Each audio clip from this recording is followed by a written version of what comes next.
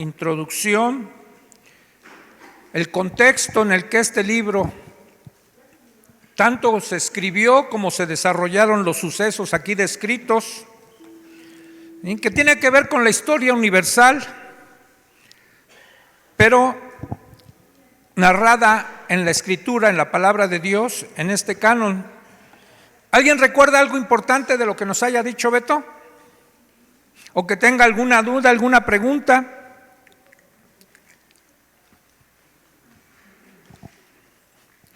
¿Tienen por ahí el mapa? Dice, vamos a proyectar un mapa donde aquí podemos ver en este mapa lo que abarcaba el imperio de los persas.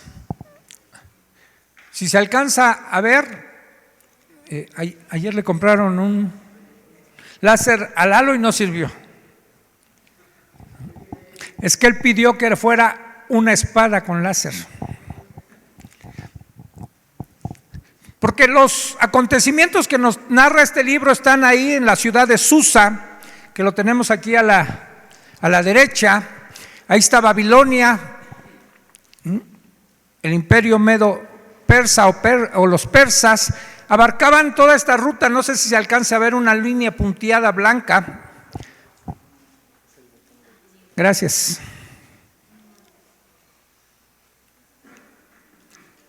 Aquí viene esta línea punteada. Desde aquí abarcaba el imperio de los persas hasta acá todo esto. ¿Sí? Entonces era vasto, nos dijo Beto, y lo dice el primer capítulo, que reinaba, en un principio eran 120 provincias, después se sumaron otras 7 más, sobre 127 provincias gobernaba este rey, el rey Asuero. ¿Quién más recuerda, si yo soy el que lo estoy diciendo, ¿no? ¿Quién recuerda alguna de las cosas que nos dijo Beto? ¿Perdón? Ok. Personalidad del rey Asuero, un hombre que, por lo que se ve en sus excesos del primer capítulo, no dista mucho de lo que son nuestros gobernantes de hoy en día. Casi siempre alguien que llega a encumbrarse de tal manera que ese era el hombre más poderoso de esa época, tienen prácticamente, digamos, todo mundanamente. Y hoy vamos a ver, dentro de eso que él tenía, ¿qué más llegó a poseer? Y obviamente este tipo de cosas llegan a desarrollar en la personalidad de un hombre que no tiene su fundamento en Dios, desarrolla una egolatría, un egocentrismo, ¿sí? Un orgullo que se denota en lo que ya Beto nos compartió del primer capítulo, ¿no? Una fiesta de 180 días, de 6 meses, preparando con todos sus invitados la batalla de la que nos decía Beto que iba a tener y que perdió contra los griegos. Porque eso es importante tenerlo en mente, aunque no nos lo narra aquí el libro, pero en el contexto histórico eso es lo que estaba pasando. Porque va a ser importante ahorita que tengan en cuenta esto. Es derrotado el rey Asuero por los griegos y en esa condición va a regresar, así más o menos empieza el capítulo 2. ¿Qué más?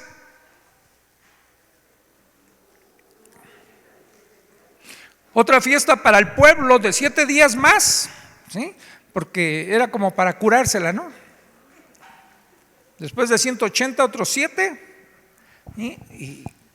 y dentro de esos 7 solicita la presencia de la reina Basti, ¿sí? Y la gran mayoría de los comentaristas creen que pedía que se presentara desnuda,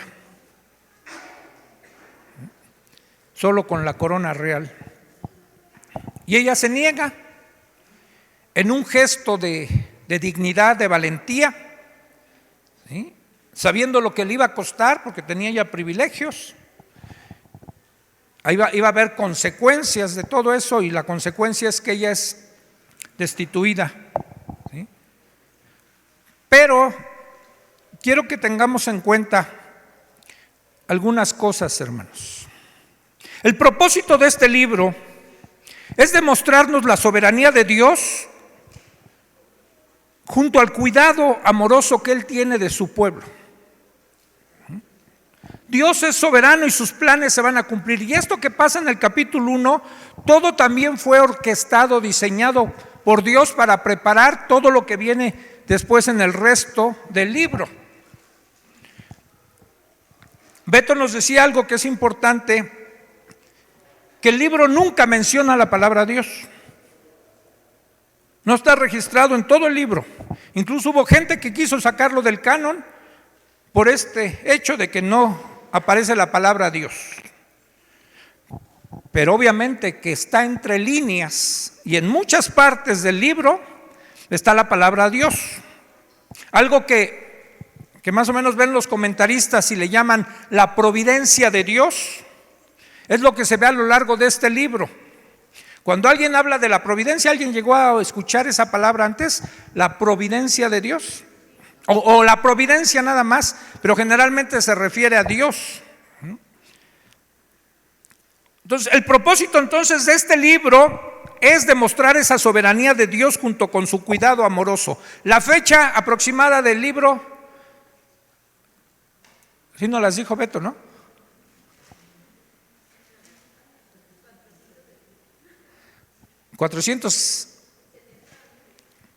Aproximadamente, más o menos, se cree que se pudo haber escrito el libro. Autor, entre Esdras y Nehemías, dice Abi. Otros creen que fue Mardoqueo, pero en realidad no se tiene a ciencia cierta el autor de este libro. Como muchos de los libros, no tienen a veces una autoría confirmada, pero se ha dado por sentado muchos de estos libros que están en la Escritura, su autoría, y aquí, por el estilo que narran tanto Esdras como Nehemías, se le atribuye a uno de ellos.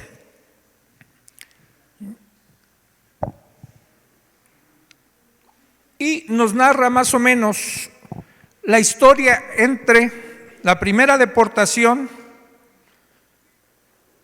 no entre la deportación, entre el retorno, ¿sí?, que sucedió en el libro de Esdras y en el libro de Nehemías, más o menos aproximadamente 30 años antes de lo último que comenta el libro de Nehemías. Es como lo que está narrando aquí este libro. ¿Alguna pregunta antes de arrancarme con el capítulo 2 que tengan?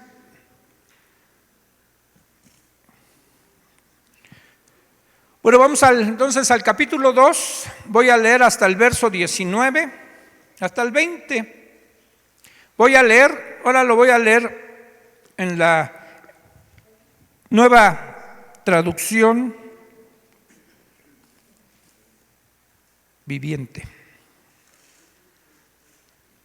Dice así: una vez que se le pasó el enojo, Jerjes comenzó a pensar en Vasti y en lo que ella había hecho, y también en el decreto que él había firmado. Así que sus asistentes personales sugirieron lo siguiente: busquemos en todo el imperio jóvenes hermosas y vírgenes para el rey, que el rey nombre delegados en cada provincia para que reúnan a esas hermosas jóvenes en el harén real en la fortaleza de Susa. Hegai, el eunuco del rey a cargo del harén, se ocupará de que todas ellas reciban tratamientos de belleza. Después, la joven que más agrade al rey será reina en lugar de Vasti. Al rey le pareció muy bueno ese consejo, así que decidió ponerlo en práctica. Por esos días en la fortaleza de Susa había un judío llamado Mardoqueo, hijo de Yair, perteneciente a la tribu de Benjamín, y era descendiente de Cis y Simeí. Su familia había estado entre los que junto con Joaquín, rey de Judá, fueron desterrados de Jerusalén y llevados a Babilonia por el rey Nabucodonosor. Mardoqueo tenía una prima joven muy hermosa y atractiva que se llamaba Hadasa, a la cual también le decían Esther. Cuando el padre y la madre de ella murieron, Mardoqueo la adoptó, la integró a su familia y la crió como su propia hija. Como resultado del decreto del rey, Esther, junto con muchas otras jóvenes, fue llevada al harén del rey en la fortaleza de Susa y entregada al cuidado de Hegai. Hegai quedó muy impresionado con Esther y la trató con mucha amabilidad. Enseguida ordenó que le prepararan una dieta especial y se le hicieron tratamientos de belleza. También le asignó 7 doncellas escogidas especialmente del palacio del rey y la trasladó junto con ellas al mejor lugar del harén. Esther no le había revelado a nadie su nacionalidad ni su trasfondo familiar, porque Mardoqueo le había ordenado que no lo hiciera. Todos los días Mardoqueo daba un paseo cerca del patio del harén para averiguar cómo estaba Esther y qué le sucedía. Antes de ser llevada a la cama del rey, a cada joven se le hacía obligatoriamente tratamientos de belleza durante 12 meses. Los primeros 6 meses con aceites de mirra y los siguientes con perfumes y ungüentos especiales. Cuando llegaba el momento para presentarse en el palacio del rey, se le permitía elegir la ropa y las joyas que quisiera llevar del harén. Esa noche la llevaban a las habitaciones privadas del rey y a la mañana siguiente la pasaban a un segundo harén, donde vivían las esposas del rey. Allí quedaba al cuidado de Sasgás, el eunuco del rey que se ocupaba de las concubinas. Jamás volvía a la presencia del rey a menos que él le hubiera agradado de manera especial y la mandara llamar por su nombre. Me hace llorar esta escritura, pero porque ya me tengo cansada la vista. Esther era hija de Abigail, tío de Mardoqueo. Mardoqueo había adoptado como hija a su prima menor Esther. Cuando a Esther le llegó el turno de ser llevada ante el rey, siguió el consejo de Hegai, el eunuco encargado del harén. No pidió nada aparte de lo que él le sugirió, y todos los que la veían la admiraban. Llevaron a Esther ante el rey Jerjes en el palacio real a comienzos del invierno del 7º año de su reinado. Y el rey amó a Esther más que a todas las demás jóvenes. Estaba tan encantado con ella que le puso la corona real sobre la cabeza y la declaró reina en lugar de Vasti. Para celebrar la ocasión ofreció un gran banquete en honor de Esther a todos sus nobles y funcionarios. Decretó día de fiesta para las provincias y entregó generosos regalos a todos. Aún después de que todas las jóvenes fueron trasladadas al segundo harén y Mardoqueo fue designado oficial del palacio, Esther siguió manteniendo en secreto su trasfondo familiar y su nacionalidad.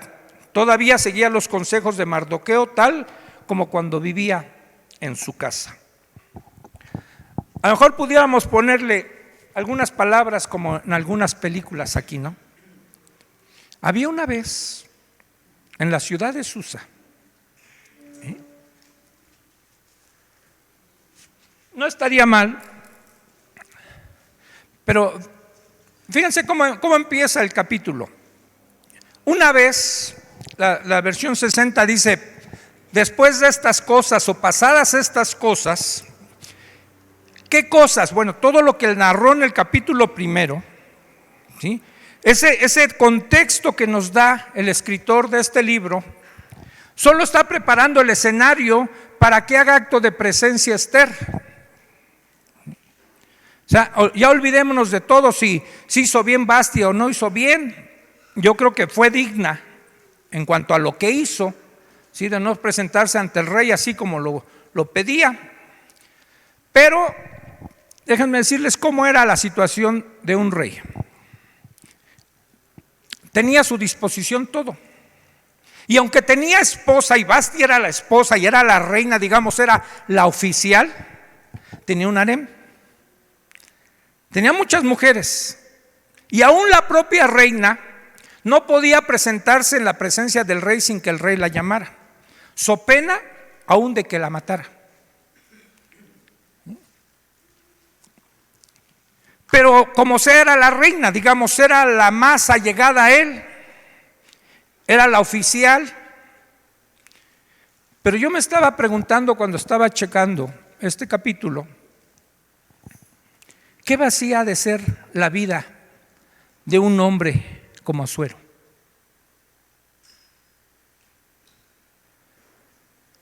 Y estaba pensando en gentes que llegan a tenerlo mundanamente todo y sus vidas son un desastre. Tienen que consumirse en alcohol, en droga, en mujeres o en hombres, según sea el caso. Viendo series, yo sí me quise chutar la serie de Lupita D'Alessio para ver cómo se convirtió. Y narran cosas de su vida fuertes. Cómo lastima y daña a sus hijos, ¿no? Y lo vacía que está, y cómo pierde hombres con los que se une, con los que se casa. Y en los hombres no es muy diferente. Más bien yo diría que aumenta. Y este rey, cuando desecha a la reina Vasti, imagínense todo el contexto, el cuadro, veamos. Ya se deshace de ella porque no le obedeció. Ahora se queda solo, sí, con todas las concubinas que tenía. Él podía mandar a cualquier concubina que viniera esa noche y él lo que tenía era placer sexual, nada más. No tenía una compañera, ¿sí?, una amiga, no tenía alguien con quien compartir su corazón, ¿sí? Satisfacía el instinto, pero no su alma. Y en un arranque de impulsos no controlados, sigue el consejo de aquellos que están ahí a su lado, ¿sí? Y quizás ellos mismos viendo sus propios intereses, porque si esto le hizo la reina al rey, ¿qué nos va a hacer nuestras esposas, no? Y acepta el consejo, y miren, en ese reino, como en muchos, cuando una vez el rey toma un decreto o hace algo, ya no puede dar marcha atrás. Y si él había decidido destituir a Vasti, ya no podía volverla a tomar como esposa. Por eso el capítulo empieza así, fíjense. Una vez que se le pasó el enojo, porque en un arranque de enojo hacemos las peores barbaridades. Más vale controlar nuestro carácter. Nos podemos arrepentir toda la vida por un impulso no controlado de enojo. Y así actuó el rey. Ya una vez que se le pasó el enojo, dice, Jerjes comenzó a pensar en Vasti. Esa expresión me deja ver que le vino la nostalgia, que se arrepintió y se lamentó de ese impulso que tuvo de despedir a Vasti, porque como sea era la más allegada a él. Quizás a ella sí le contaba algunas cosas, no a las otras.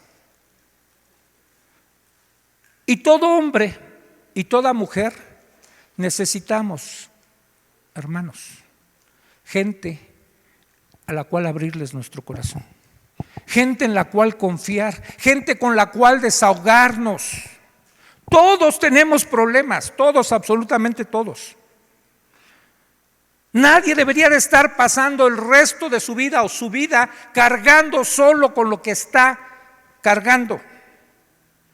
Y ahora imagínate el cuadro, el rey solo, viene de una derrota, todo deprimido, angustiado, sí, avergonzado porque fue derrotado en una batalla, y llega a su palacio real, entra a la alcoba real solo. La soledad es un monstruo. Es horrible la soledad. Yo se los puedo decir, la experimenté. Cuando no tienes nada y a nadie.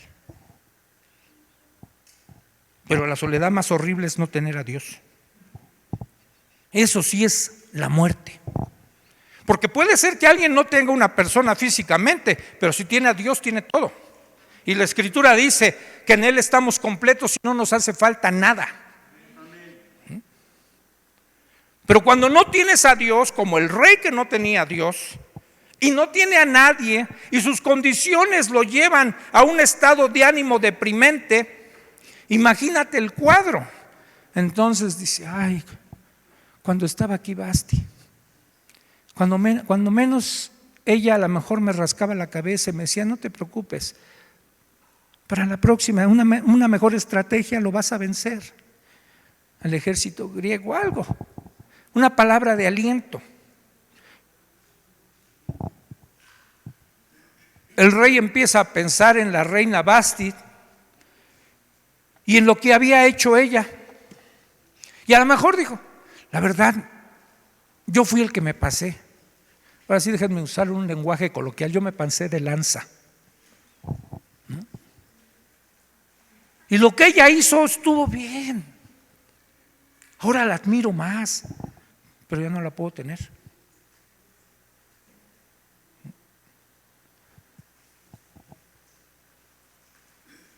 Y quizás también en un impulso, pues se le salió, o a lo mejor en su desesperación gritó, se desahogó gritando ahí en su alcoba real y alguien lo oyó. Estoy imaginando, no dice así que fuera, pero yo lo imagino porque cuando yo estaba, por ejemplo, en mis momentos de mayor soledad, yo estaba solo. Y fue cuando me entró una crisis y rompí un vidrio de mi puerta. Y empecé a gritar solito y a pedir ayuda. Y grité, Dios mío, ayúdame. Yo que me decía ateo, grité, Dios mío, ayúdame. ¿Y qué creen? Sí me escuchó una de mis hermanas. Y subió. Trató de ayudarme, pero habemos algunos que estamos lejos del alcance de la ayuda humana. Si no es divina la ayuda, no salimos de ahí. Pero también se acordó del decreto que había firmado el rey y sabía que no podía hacer nada. Así que aquellos que se dieron cuenta de la situación o se enteraron de su situación o él les dijo que eran sus asistentes, trataban de buscarle una solución al estado anímico del rey. Y sus asistentes personales le plantearon o le sugirieron un plan para que mitigara esa soledad, para que no se sintiera tan mal. Y les dice, vamos a buscar en todo el imperio jóvenes hermosas y vírgenes para el rey. Rey, hay una forma de consolarte. Nadie puede dar lo que no tiene. O cada quien da lo que tiene. Miren, vean cómo se plantea todo. Nosotros, gracias a Dios, tenemos el Evangelio.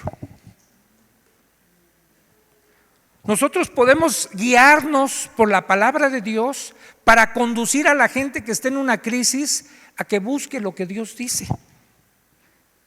Si tú te encuentras con una persona que se acaba de divorciar, pues no le podemos dar un consejo, pues búscate otra. Que más o menos era lo que le estaban diciendo al rey. No otra, búscate muchas, en todas tus provincias. Y además van a ser vírgenes, hermosas. Eso era lo que tenían ellos a su alcance, a su mano. Era lo único que le podían ofrecer al rey. Nosotros tenemos cosas mejores que ofrecer a la gente. Dios dijo desde un principio cómo iba a ser el matrimonio, un hombre para una mujer para un hombre. Y santificó ese acto Dios. Desde el inicio de la creación. Ellos le estaban sugiriendo una actitud pecaminosa que ellos no alcanzaban a ver. Muchas mujeres, tu harem, eso te va a consolar. Pero eran lo que tenían a la mano.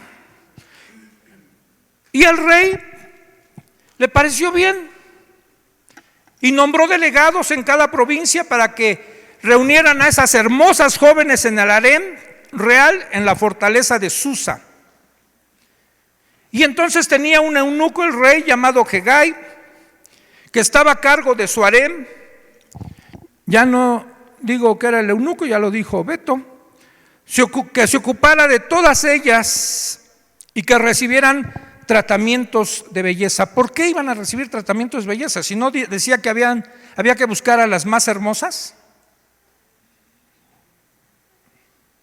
Bueno, hermanas, todas ustedes son hermosas, pero se pueden embellecer un poquito más. No está por demás.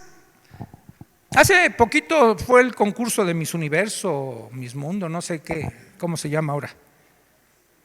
Y se supone que ahí van las mujeres más hermosas de todo el mundo. Pero algo que me ha gustado del cambio de ese concurso, que ahora no solo premian la belleza física, ahora cuenta mucho a veces las respuestas, la seguridad que tiene la mujer que concursa ahí, y a veces no gana la más bonita. A veces la belleza ayuda para algunas cosas. Ahora que estuve en Monterrey con mi hija, nos contaba algo, me decía, dice, papá, dice, la verdad, hay una vendedora de autos, está en una agencia ella, y dice, nos decía, dice, es la mejor vendedora de autos. Pero su método, dice, no, dice, te va a enseñar un auto y le pregunta el cliente, oiga, por ejemplo, le preguntaron uno cuando estaba en la Ford, dice, ¿cuántos caballos de fuerza tiene este Mustang? 6. 6 caballos. Dice, ella contaba que había en cada llanta un logo de un caballo, en el frente otro logo y atrás otro logo. Dijo, 6 caballos de fuerza. En serio, así nos dijo mi hija. Dice, no, dice, y termina diciendo a los clientes, es que está bonito el carro, esa es la forma en que vende. Dice, no sé por qué es la mejor vendedora. Es la mejor vendedora de autos de la agencia, de las 4 agencias que hay de esas donde trabaja mi hija allá en Monterrey. Dice, claro, está muy guapa. Guau, es que entonces no vende.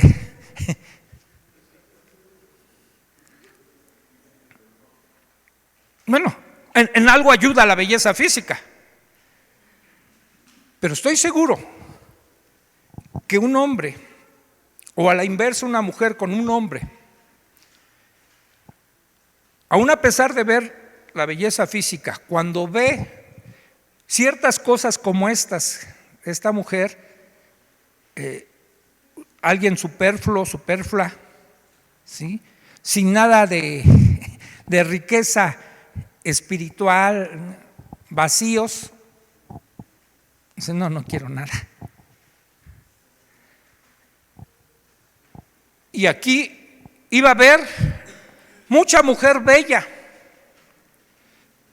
De hecho, las empiezan a buscar en todo el reino y todavía le dicen al rey, después la joven que más le agrada al rey será reina en lugar de Vasti. Y al rey le pareció muy bueno este consejo, así que decidió ponerlo en práctica. Ahora, eran 127 provincias. Los comentaristas dicen que fueron 400 mujeres las que concursaron en el primer concurso de Miss Persia, Miss Imperio Persia, porque no era Miss Mundo. Que fueron 400 mujeres las que juntaron. Ahora les voy a hacer una pregunta, porque acuérdense que es este estudio. ¿Por qué Mardoqueo, junto con Esther o con Hadasa, y otro paréntesis para hacerles otra pregunta, ¿qué significa Esther? ¿Qué significa Hadasa?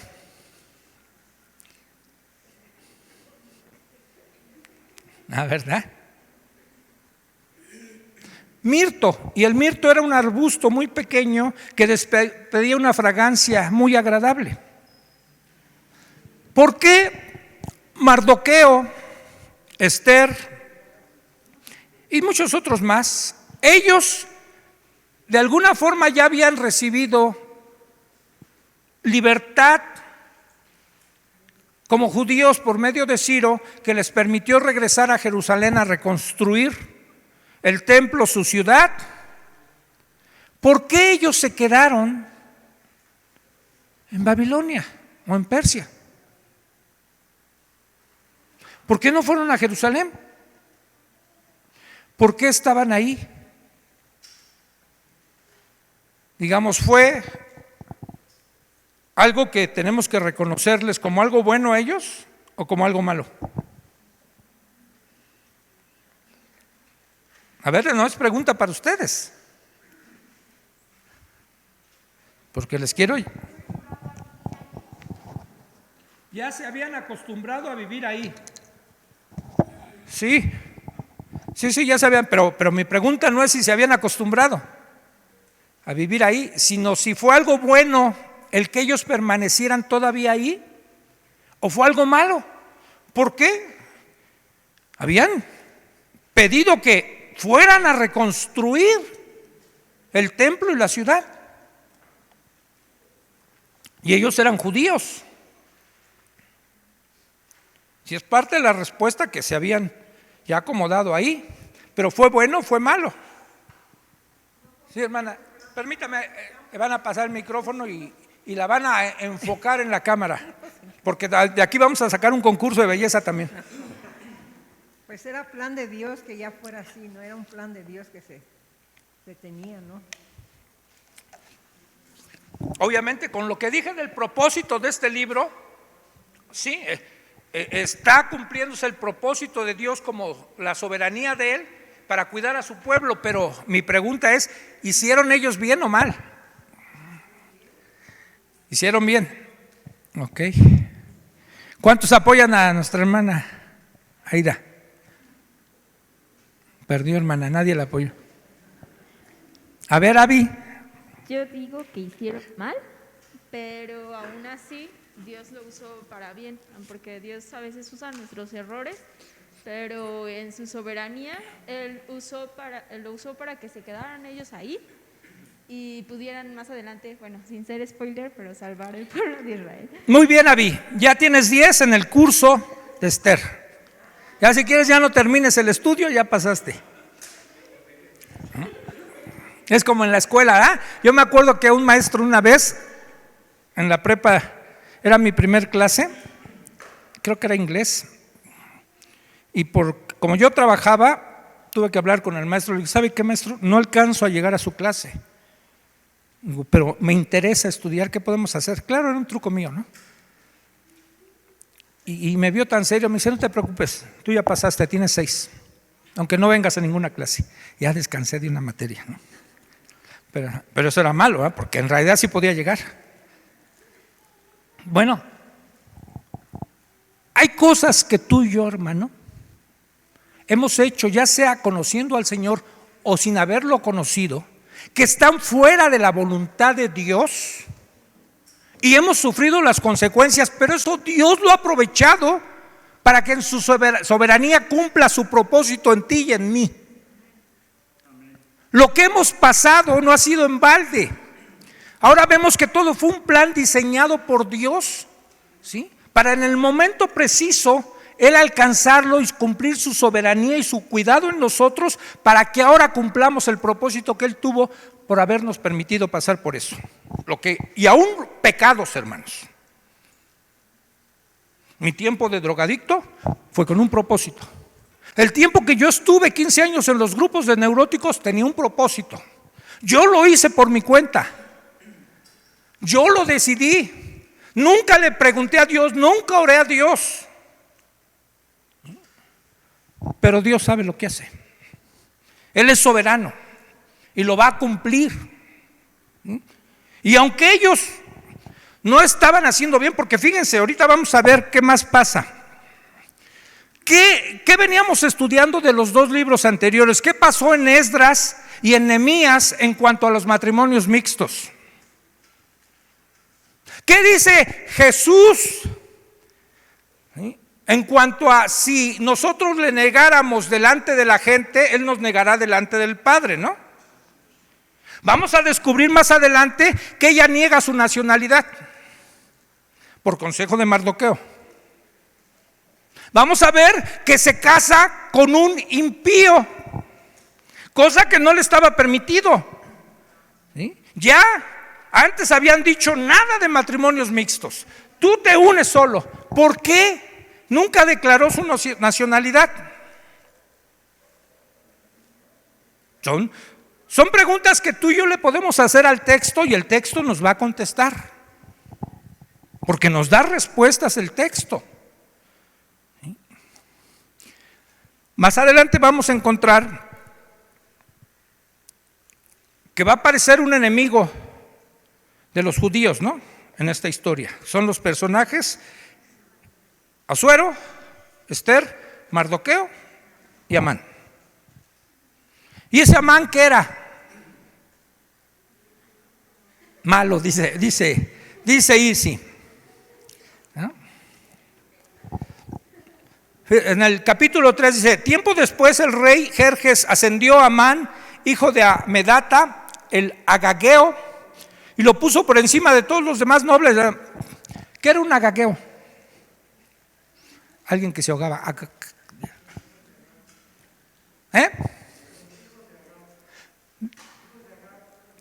Un descendiente de Agag. ¿Y quién era Agag?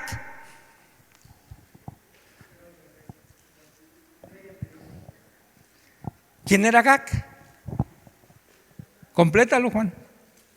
Era el rey de los agageos, ¿no? Agag era hermano de... Más que de los agageos, bueno, descendía de ahí, pero era de los amalecitas. Y Amalec fue el primer pueblo que cuando Israel o los hebreos salieron de Egipto, fue el primer pueblo que le hizo guerra a los judíos en el desierto. Y por eso después Dios, eso lo pueden encontrar en Éxodo. Y después Dios, de acuerdo a esa forma de proceder de ellos, les dice al pueblo judío: extermínenlos a ellos. Porque cuando ustedes salieron por el desierto, ellos salieron a hacerles guerra. ¿Sí? Y entonces, digamos, este pueblo agageo tipifica todo lo antisemita. ¿Sí? A lo largo de la historia del pueblo judío, siempre ha habido gente o pueblos que los han querido destruir. Siempre. Y ellos tipifican a todas esas gentes que los han querido destruir, pero en su cuidado de Dios nunca los han podido destruir y siempre han salido triunfantes. Siempre. Ese es el cuidado amoroso de Dios. Y esta es la historia que nos narra este libro: el cuidado amoroso de Dios, la soberanía de Dios y el triunfo del pueblo de Dios por la soberanía de Dios, a pesar de todo lo que le quieran hacer. Pero se tienen que entremezclar unas cosas que Dios va a usar, y lo va a usar para su propósito. Porque vamos a ir siguiendo la narración. Y miren, bueno, voy a seguir leyendo para seguir bien la narración. Entonces, digamos, empieza el concurso Miss Persia, ¿no? Se empieza a buscar a todas las mujeres bellas y por supuesto, Esther o Hadasa era bella físicamente, pero ella tenía algo más que una belleza física. Por eso yo les decía, hermanas, se pueden embellecer un poco más, y no me refiero a los cosméticos. El corazón alegre hermosea el rostro, dice la Escritura. Si un corazón alegre, ¿a quién le gusta estar con una mujer aunque sea bella que está amargada? Que respira o respiras junto a ella un ambiente de amargura, de todo lo ve gris. ¿Quién quiere estar con una persona así o con un hombre así? Que de todo se queja, es estar respirando veneno. Imagínate estar con una persona así, es como si estuvieras tú respirando veneno, te vas a contagiar, te vas a enfermar. Esther no era de esas. Primero empezamos a ver un carácter noble, sumiso, obediente, ¿sí? Y se calcula que para este tiempo, cuando viene el concurso de Miss Persia, Esther tendría alrededor de 20 años. Era una jovencita. Y sus condiciones no eran nada favorables. Narra la Escritura que ya no tenía padre ni madre. Probablemente los hayan matado cuando conquistaron. No tenía padre ni madre. Tiene un primo, algunos en unas versiones dice que era su tío Mardoqueo, pero como era hijo de la hermana de su padre, entonces eran primos. Tiene un primo Mardoqueo que se supone que era mayor que ella, y la adopta como hija y la cría como hija. Gracias a Dios por esas personas que pueden entrar al rescate de alguien que se queda desprotegido, que se queda huérfano, ¿sí? Llegan a hacer una labor increíble. Pueden salvar a un alma del desastre, de toda una vida de miseria, ¿sí? Porque alguien interviene ahí. Ese fue Mardoqueo. Asumió la carga de su prima, gracias a Dios por la familia Solís, ¿sí? De verdad, porque no es sencillo tomar a alguien que tú no engendraste, pero dicen la gente, los verdaderos hijos no se engendran del vientre, se engendran del corazón. Y cuando tú amas a alguien y te haces responsable de esa vida, hermano, estás contribuyendo en el reino de Dios y Dios lo está viendo. Y Mardoqueo asume esa responsabilidad. Imagínate en un ambiente hostil, llevados a otro lugar que no es su tierra. Ahí vamos a ver que habla de un Mardoqueo que no es, bueno, en la versión 60 habla de que Mardoqueo, ¿sí?, fue desde un principio de que fue la devastación de Jerusalén, pero no es ese mismo Mardoqueo. Más bien esta versión la quise traer porque habla, dice, los familiares de Mardoqueo, ¿sí?, son los que también sucumbieron ahí y quedan ellos dos. Mardoqueo asume la responsabilidad de Esther, la educa, y la educa, yo creo que bien, en términos generales. Ella se convierte en una mujer sencilla, humilde, obediente, y ven en Mardoqueo la figura de un padre, y como tal lo respeta y lo obedece. Ella en su inocencia y en su sencillez no ve nada de malo entre todo lo que le está diciendo Mardoqueo. ¿Cómo fue? No dice aquí la Escritura cómo fue que se fijaron en Esther. Porque recorrieron las 127 provincias y empezaron a escoger a las más hermosas. Y Mardoqueo le dice, no digas tu identidad. ¿Por qué? ¿Por qué creen que no tenía que decir su identidad su pueblo?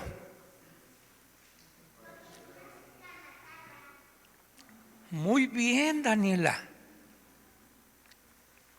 Había un rechazo tal al pueblo de Dios que si en ese momento hubiera dicho su identidad, quizás no la mataban, pero sí hubiera sido rechazada. No, este es concurso Miss Persia, no entra ningún otro. Es como, les voy a ejemplificar, imagínate, se hace el concurso Miss México y viene una de Guatemala y dice, yo quiero concursar. Espérame, esto es Miss México, ¿no? Tú no entras, hazte tu concurso allá en Guatemala. Aquí era el concurso Miss Persia. Y ella, siendo judía, no declara. Es más, el nombre Esther es un nombre que le pusieron persa. Adasa era su nombre hebreo. Como en muchos casos les cambiaban el nombre para perder su identidad y mezclarlo como que se asemejara más al pueblo que los había conquistado. Acuérdense de Daniel, les cambian el nombre, a sus amigos de Daniel le cambian el nombre. Cuando José estuvo en Egipto le cambiaron el nombre. Y hubo así, la gente quería que perdiera su identidad. Y ella, al llamarse Esther, bueno, pues dicen es un nombre persa. Y la admiten en el concurso. La seleccionan. Tú vas a ser parte de esa selección. Y miren, si tú te tardas en maquillarte, en pintarte, ya no sufras y dile a tu esposo o al galán que te está esperando allá abajo: en 5 horas salgo. Ellas tuvieron un tratamiento de 1 año. 6 meses embellecidas de una manera y otros 6 meses de otra forma. 6 meses las preparaban y otros 6 para presentárselas al rey. ¿Y saben cuál era la condición? Tenían que pasar una noche con el rey. Y no era para que el rey les estuviera haciendo preguntas, ¿no? de conocimientos generales. Ya saben para qué tenía que pasar una noche. Y todas esas mujeres que pasaban con el rey, si el rey no las elegía como reinas, pasaban a formar parte del harén del rey. O sea, el rey no las iba a perder como una concubina, un amante, alguien con quien satisfacer su placer sexual. Pero los privilegios los perdía. Además, esas mujeres vírgenes, al ser parte del harén, nunca más se podían volver a casar. Eran parte del harén del rey. Eran exclusivas para el rey. Así el rey no las mandara a llamar en 10 años. Eran del rey, no eran de nadie más. Todo esto lo sabía Mardoqueo por el contexto en el que había vivido. Y a pesar de todo eso, digamos, avienta a Esther al concurso. ¿Hizo bien o hizo mal? Sin olvidar que la soberanía de Dios está por encima de todo. O sea, Dios no está perdiendo el control, pero Dios no nos obliga a hacer las cosas como Él quiere. Nos da libertad y muchas veces metemos las patas, pero Dios controla todo. Y Dios tenía un plan y un propósito con Mardoqueo y con Esther. Por algo no se fueron a Jerusalén, aunque haya sido desobediencia de ellos, una actitud de comodidad de que estoy bien aquí en Persia. Pero Dios tenía un propósito con eso y Él lo iba a cumplir. Porque ya leímos que Mardoqueo, una vez que Esther es seleccionada, constantemente está yendo a él. O sea, no está confiando en Dios. Nunca se ve que haya ayunado, como más adelante sí se va a ver que ayunan, que haya orado. No se ve nada de eso. Y se ve una preocupación constante de Mardoqueo por cómo está Esther, cómo le está yendo, puesto que la separan de él y durante 1 año pues prácticamente no sabe nada de ella porque tiene poco contacto con ella, aunque su trabajo de él, de Mardoqueo, está a las puertas del palacio. Porque casi toda esta historia se desarrolla dentro del palacio del rey. Ahí es donde se está desarrollando toda la historia. Y luego dice el verso 5: por esos días en la fortaleza de Susa había un judío, como que hace el paréntesis aquí para introducirnos al personaje de Mardoqueo. Por esos días en la fortaleza de Susa había un judío llamado Mardoqueo, hijo de Yair, perteneciente a la tribu de Benjamín, y era descendiente de Cis y Simeí. Su familia, la de Mardoqueo, había estado entre los que junto con Joaquín, rey de Judá, fueron desterrados de Jerusalén y llevados a Babilonia por el rey Nabucodonosor. En la versión 60 dice que Mardoqueo fue el que había sido desterrado junto con el rey Joaquín. Y checando, pues no salen las cuentas, hermanos.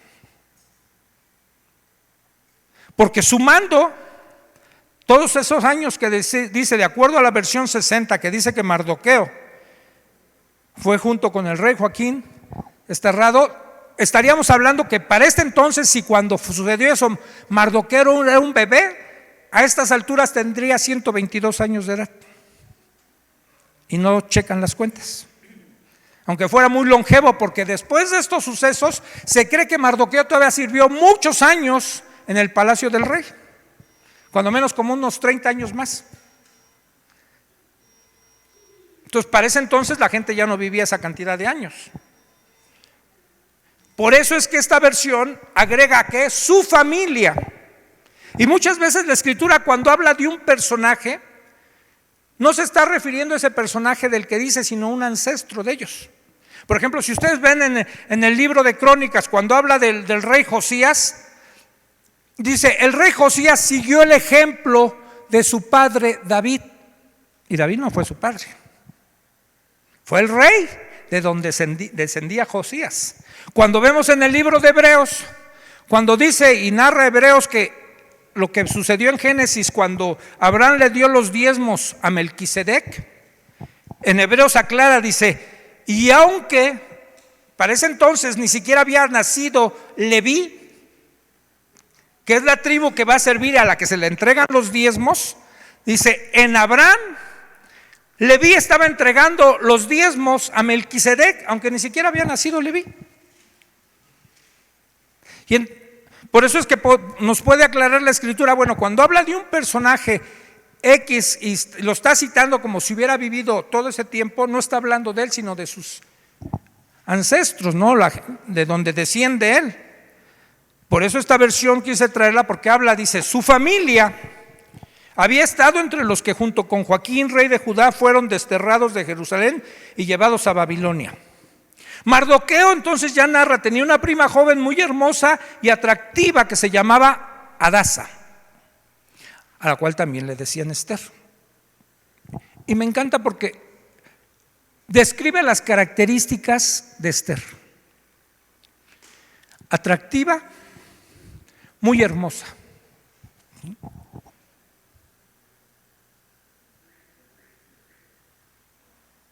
Y era, digamos, era el requisito para entrar al concurso de Miss Persia, que fueran atractivas, que fueran hermosas, que fueran bellas. Vamos, ese era el requisito. Pero cuando hay un corazón vacío, cuando un corazón ha probado todo lo superficial, aunque sea muy bello, cuando alguien ha probado las mejores comidas, los mejores restaurantes, se da cuenta que eso no satisface. Cuando yo trabajaba en un banco americano, un día me invitó a comer uno de los jefes a su casa, que le rentaba el banco allá en la Herradura, una casa casi de 3 pisos, para él, su esposa y un hijo que tenía. Casa enorme, tenía carro, último modelo, tenía chofer. Y el hombre siempre viajaba en clase Premier. Su trabajo era estar yendo a, se llamaba, y hasta se me olvidó porque fue hace muchos años, una representación en un país. Había una representación de ese banco, se llamaba el Continental Bank aquí en México, donde yo trabajaba. El Continental Bank tenía una representación de ese banco aquí en México, pero tenía representaciones en muchos países. Y él estaba asignado a la representación que tenía este banco en Inglaterra y en Brasil. Y siempre estaba viajando, siempre en clase Premier. Y ese día que me invitó a comer a su casa, me dijo así: mejores hoteles, las mejores comidas, todo. Dice: Jesús, estoy harto de viajar. Estoy harto de las comidas de los restaurantes. Y su esposa le había preparado una comida sencilla mexicana. Dice: esto quisiera disfrutarlo todos los días. Estar aquí con mi hija, con mi esposa. Estoy harto. Eso, para un alma sedienta, para un alma hambrienta, no satisface, hermanos. Se queda uno vacío. Y lo mismo en función de las relaciones con otros seres humanos. Una mujer bella, un hombre guapo, no satisface. Si nada más te vas con el envoltorio, no satisface.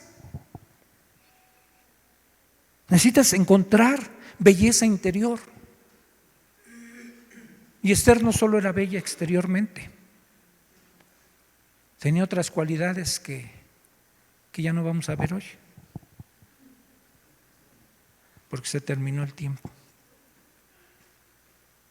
¿Alguna pregunta, algún comentario antes de terminar?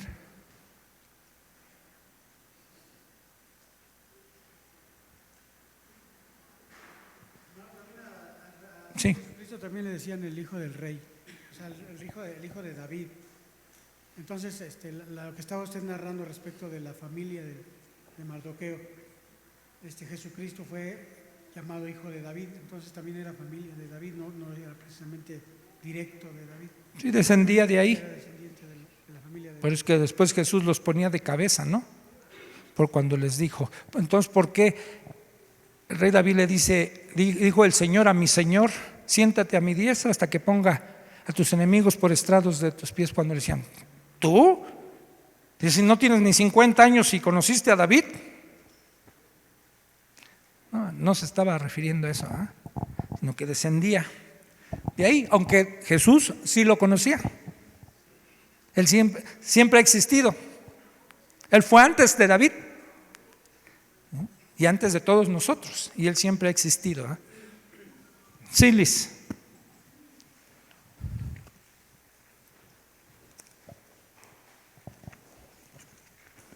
Me parece muy interesante cómo es que se menciona la belleza externa de Esther, pero también dice que ella halló gracia ante los ojos del eunuco y también del rey después. Y esto nos habla más de lo que usted decía. Hallar gracia delante de alguien es una condición interna, es algo más interno, no solamente externo. Es como caerle bien a alguien, ¿no? Usando un lenguaje coloquial, es como tener la sangre liviana, algo así se me figura, o quizá más allá. Y Primera de Pedro 3:3 dice, Pedro hablándoles a las mujeres, que vuestro atavío no sea El externo. No se preocupen tanto por lucir peinados rebuscados, collares de oro y vestidos lujosos, todas estas cosas exteriores, sino que más bien irradie de lo íntimo del corazón la belleza que no se pierde, es decir, un espíritu suave y tranquilo. Eso sí que es muy precioso ante Dios.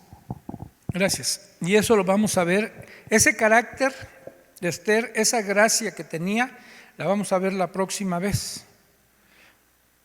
Porque si alguien caracteriza a la mejor, o una de las que caracteriza a la mujer virtuosa de Proverbios 31, es Esther.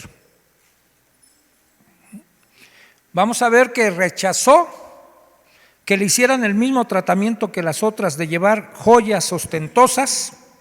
Digamos, fue más natural ella. Y más natural, era menos falsa, y eso agradó al rey. Algo lo cautivó, ahí usa la expresión, y el rey se enamoró de Esther. Preocupémonos por embellecernos interiormente, así como el apóstol Pablo escribió a los Corintios. En tanto este hombre exterior se va desgastando, el interior se va renovando de día en día. Que crezcamos más a la imagen de Jesús. Oremos. Señor, te agradecemos por tu preciosa palabra, llena de riqueza, Señor, llena de enseñanza, pero también tú nos pides aplicación en nuestras vidas de ella. No solo conocimiento, porque el conocimiento nos puede envanecer y el amor nos edifica. Que podamos tener virtudes, que podamos tener conciencia de que en tu soberanía, Señor, todo lo acomodas conforme a tus planes perfectos. Que ahora busquemos también tu voluntad, encajar en tus planes, hacer lo que a ti te agrada, consultarte ahora antes de tomar decisiones. Porque si antes no lo hicimos y aún esto tú, Señor, todo lo aprovechaste para bien, ahora queremos caminar de una manera recta delante de tus ojos. Gracias te damos por este primer miércoles de estudio, en el nombre de Jesús. Amén. Si alguien trajo diezmos, ofrendas, hermanos, aquí están los cestos. Matrimonios, nos vemos el viernes. El viernes nos vemos. Prospectos a casarse, vengan también. Vienen varios hermanos que no están casados, pero ya están pensando en casarse, así que Pepe, eres invitado. Bueno, Dios les guarde.